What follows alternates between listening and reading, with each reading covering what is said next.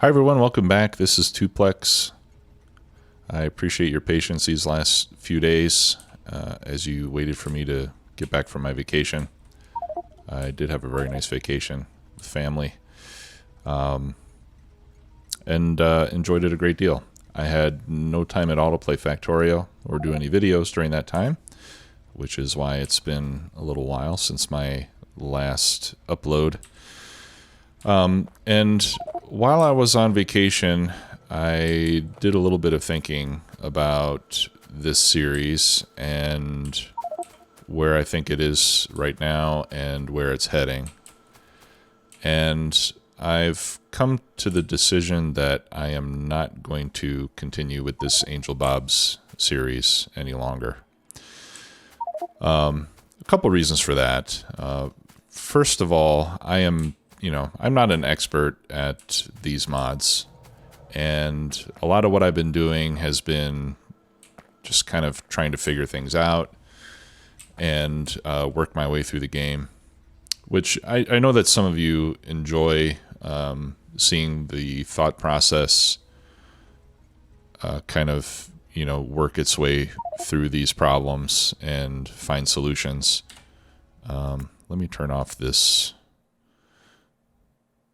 LTN beeping here real quickly. We'll just do errors and warnings. Okay, so as I said, I know that some of you enjoy seeing me work through these problems and coming up with solutions and that sort of thing. And I do enjoy that. That's one of the big reasons why I like to play games like Factorio, is because I like the problem-solving aspect. But I will say that Angels and Bobs is so complicated that honestly I've kind of lost my motivation to keep plugging along here. I feel like the progress has been rather slow. I know that quite a few of my regular viewers went away when I started doing this series because a lot of them were not interested in Angels mods and Bob's mods. I have picked up a few newer viewers that were interested in these mods, and some of them have given me lots and lots of good advice, and I appreciate that a great deal. But like I said, I just feel like it's kind of been dragging along, and I haven't really been enjoying it as much as I would like. At the beginning, I was very enthusiastic about it, but lately I just feel kind of directionless in certain points, and I'm not really happy with the way that the base is turning out. I've just got kind of a mishmash of different layouts, some that work, some that don't. I've got spaghetti everywhere. I mean, I'm just not terribly pleased about it. And if I was playing by myself and not making videos, I probably would have abandoned this quite some time ago and started a new base.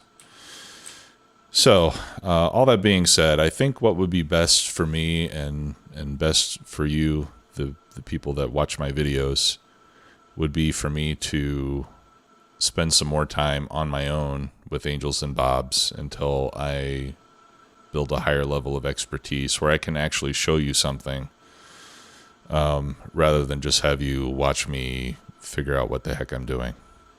I think that's not quite as interesting. So long story short, I'm going to be ending this series with this video. I thought I would just kind of give a quick overview of the base that I've built up so far, just to kind of close things out. Think a little bit about what worked well and what didn't. And then after this, I will be starting a new series, which will be using vanilla recipes again. But I am going to keep some of the mods that I used for this series. Logistic Train Network, I love it. I really love that mod. I think it makes the train network so much more interesting and efficient. So I think I'll probably use LTN in the next mod or in the next series with vanilla recipes. So this is the starter base. Obviously, this is what we started with. I think we actually began just north of this little lake here. And we've mined out the sapphirite and stereotyte from the main base. We still have, well, almost out of rubite, actually. We still have a little bit of rubite from the original base. Yeah, we can delete that. That's gone now. Oh yeah, and we have some bobmonium. Actually, a lot of bobmonium from the original base. But all the rest of it's been mined out. I do have infinite ores on this map. So we've got, over here we have a coal patch with some infinite ore. And this has been lasting quite a while. I've only mined out a couple of the drills that I have on here. I'm using the large area mining drills on this particular patch, just so I don't have to keep coming back here to move things around or make adjustments. And this has been more than enough to supply all the coal and coke and carbon that we need. This is my train depot for Logistic Train Network. We did the train configuration that I used is 121. So the train stations were all bidirectional, although the main lines are unidirectional, meaning I've got dedicated lanes for each direction. And for this base, I decided to make a ladder configuration, which is what I'm calling it. So I've got essentially two rails with two lanes in each direction. And then what would you call these? The rungs of the ladder, if you will, are two lanes, one lane in each direction.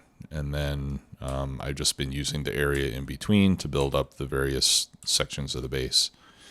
So in terms of the starting base, I got to the point where I've got red, green, and blue science, and then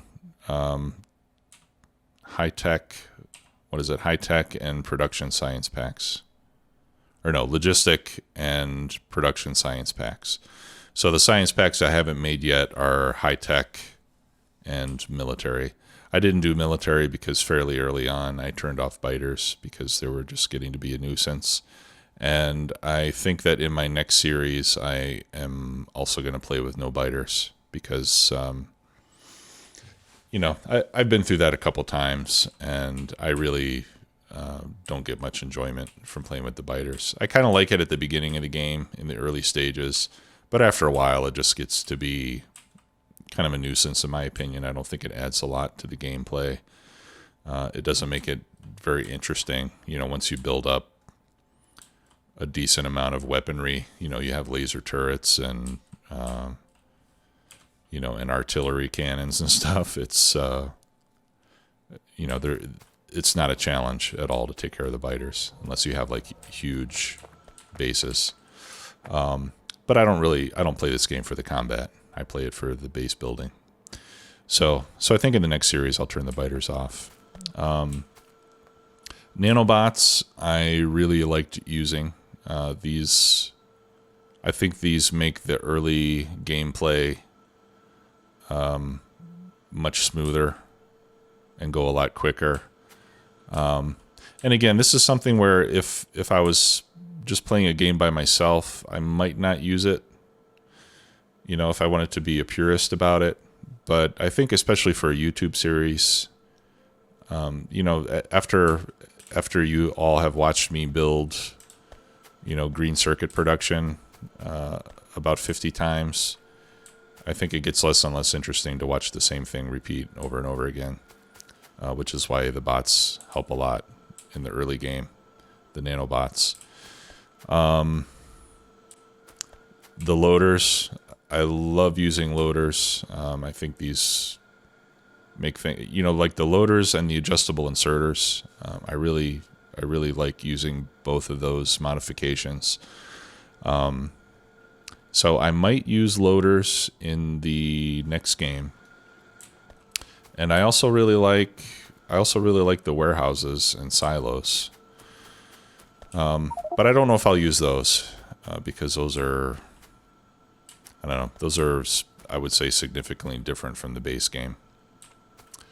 But I'll give that some thought. I might use loaders, and I might use warehouses and silos, even in a vanilla series. Let's see, what else? I don't think there's a whole lot else to go over in the main base here. Like I said, I still have 2 science packs I didn't make. The military science packs, I have the technology to make it. I just never set it up because there's no research that I need right now that requires it. Speaking of research, here we can see, I've gotten through probably about half of the tech tree, maybe a little bit more than that. And like I said, a lot of it that I haven't done yet is military based, and then some of the higher tier tech, but most of the important stuff I've gotten done already. I don't think we were ever waiting for science to complete to do what it is that we wanted to do. And this base was built, like I often do, this base was built to make 45 science packs per minute of each type. That's usually how I set up my starter bases. And in my opinion, that gives a quick enough progression through the technology to keep up with what it is that we want to get accomplished. So in the next series, though, I think I might try to double that. I think what I'd like to do is build a larger starting base that drives me to build a train network sooner. Because normally what I do is I build my starter base, I get all the science packs, I do all the research up to rockets, and then I start expanding into a larger base. But I think it would be more interesting to scale up earlier in the game. So what I'm thinking is in the next series, I'll probably go for like 90 science packs a minute, which will obviously force me to build up a much bigger infrastructure in the starter base. And then at that point, I'll probably start building up a rail network. As soon as I have the rail technology researched, because I'll need a lot of ore and stuff to feed it. So I think it would be more interesting that way to have a bigger infrastructure earlier in the game, rather than just building a base, doing all the research, and then essentially building a whole new base that's much bigger. I think it might be a smoother transition if I do it that other way. So this train depot, which I think, I've only got 5. I only have 9 trains, and that's including my personal train. So I have 8 cargo trains, and this is the beauty of LTN using Logistic Train Network, because the trains are dynamically assigned to wherever they're needed. So we've been able to survive up to this point with only 8 trains and a single depot. Whereas with all the different items that are being picked up and dropped off, if I had to have dedicated train routes for all of those, I'd probably have, I don't know, maybe 100 trains by now. So that's what I really like about it. It cuts down on traffic quite a bit. It cuts down on the need to make lots of stackers and waiting areas for different trains. And that's why I think I'm going to be using it in the next series as well. I think it also makes the design a little bit more interesting, to set up the train stations, and the logic and everything is a little more interesting than just the plain vanilla train stations where you have dedicated routes. Essentially every every pair of train stations needs to have its own train. And then the other thing that I really hate, well, I wouldn't say hate, but one thing that I find kind of tedious about the vanilla train system is that you have to have fuel for the trains pretty much everywhere. Whereas with LTN, because the trains always go back to the depot when they're done, you only have to refuel at the depot. And that makes it super easy to manage train fueling. Yeah, so I started to build up a circuit area here, and never got past the first level of circuits. This I thought was laid out fairly well. Wastewater, I would say that getting acid has been kind of a big issue in this base. You know, I've got this crystallization, or, you know, these ore crystals that I'm trying to make over here. These all require acid to produce. And of course, you know, they use 3 or 4 different types of acid, some of which I have, some of which I don't have. So that's been something of a struggle to keep going. You know, I've got things backed up here. So this design, I would say, is certainly not optimal. I'm sure there are better ways to design this. And then, you know, the main struggle, I would say, with Angels and Bob's mods is dealing with all your byproducts. So pretty much anything you make from ore produces a ton of crushed stone that you have to either store or use up in some way. There are useful things that you can make with crushed stone, which is what I'm doing up here. So up here I'm turning the crushed stone into slag slurry, and then that turns into mineral slag, and then the mineral slag can be used to make different types of ore or catalysts, what have you. But this I don't know, I think this has been working fairly well, but it's just been hard to feed it enough to keep it running. And then you have the same thing with the geodes, which you get when you start doing, you know, some of the higher level sorting stuff. In the flotation cells, when you try to make chunks, you end up with geodes that you also have to deal with. And then these all produce wastewater. You know, the wastewater eventually has a way to get turned into acid, but, you know, if you've been watching this series, you know I've spent hours and hours just dealing with the various types of wastewater and turning them into acids that I can use, and then I always seem to have plenty of one kind of acid, not enough of another. Also, in this series, I decided to use barrels for all the fluids, and I have to tell you that I hate dealing with barrels. I don't think I'm going to do that again. The next series, I'll probably go back to tank wagons, you know, to fluid tankers and storage tanks and pumps, and not deal with barrels at all. Except, you know, I think there will be a few cases where I want to use fluids in barrels so that bots can move the barrels around. But for the most part, well, and also in vanilla, there are much fewer fluids to deal with, so that makes it much easier as well. I think using tanks in this game with so many different kinds of fluids would probably require a lot more space just to have storage tanks, and, you know, you would essentially need loading stations almost for each individual fluid. So one of the good things about barrels is that you can, you know, in this case, I've got some stations that manage 4 or 5 different kinds of fluids in barrels, and we were able to use filter inserters and combinators and stuff to make that work and consolidate some of those train stations. So I think they're good from that standpoint, but just dealing with empty barrels, unbarreling and barreling all the time, just to me was just kind of a pain in the butt. And who knows how many barrels I've actually produced.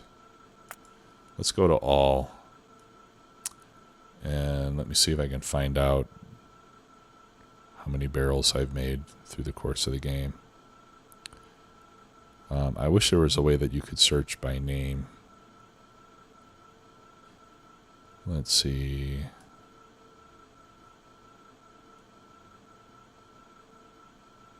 I don't see them yet, but I'm guessing it's probably somewhere between 10 and 20,000. And it's not. Maybe it's less than that.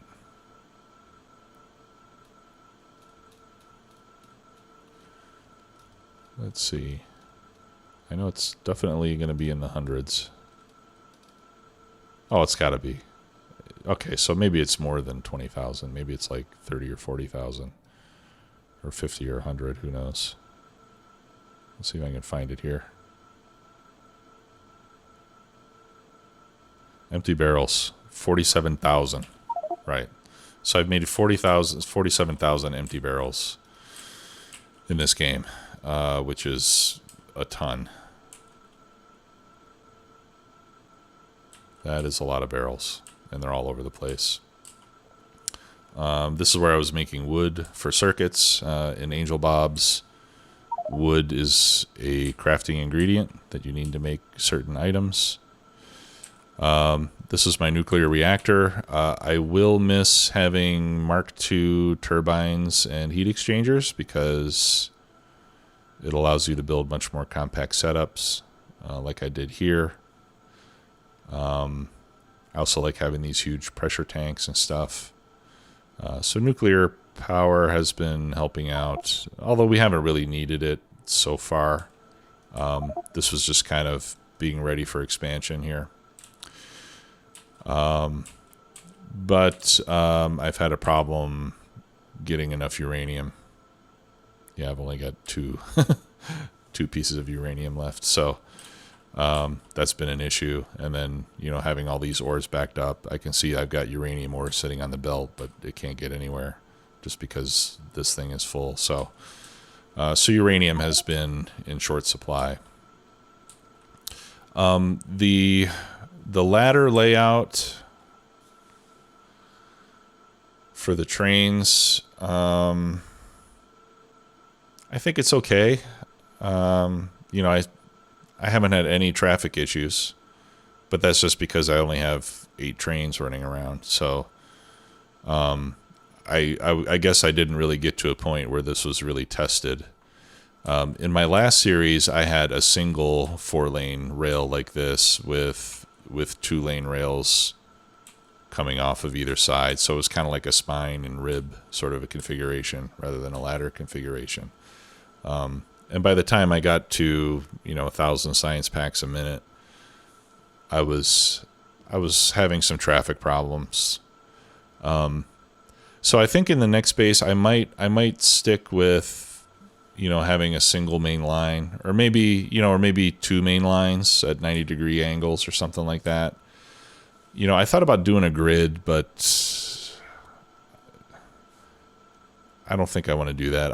I don't like feeling so constrained as I have been here with the amount of space that I have. And I don't think I'm going to have so much traffic that I need a grid. And the grid's only good if you can make sure that you've got your traffic pretty evenly distributed. Otherwise, you're still going to have severe bottlenecks. And with the grid, you have much less flexibility to fix it.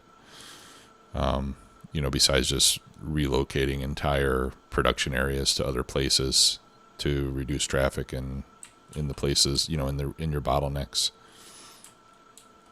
So for the next base, I might go with a single lane. And I could also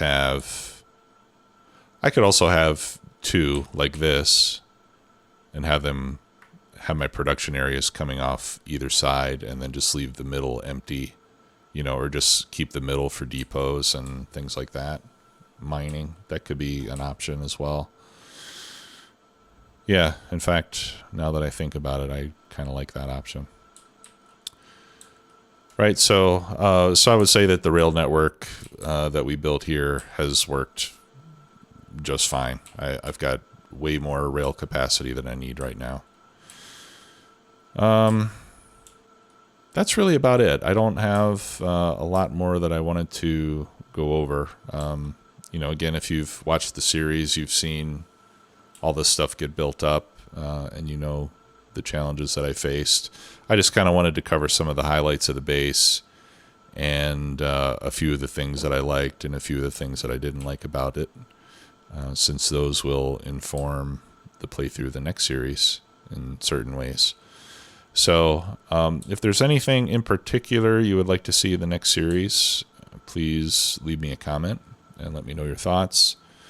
I'm going to hopefully get that started this weekend so that the first episode will be out on Monday.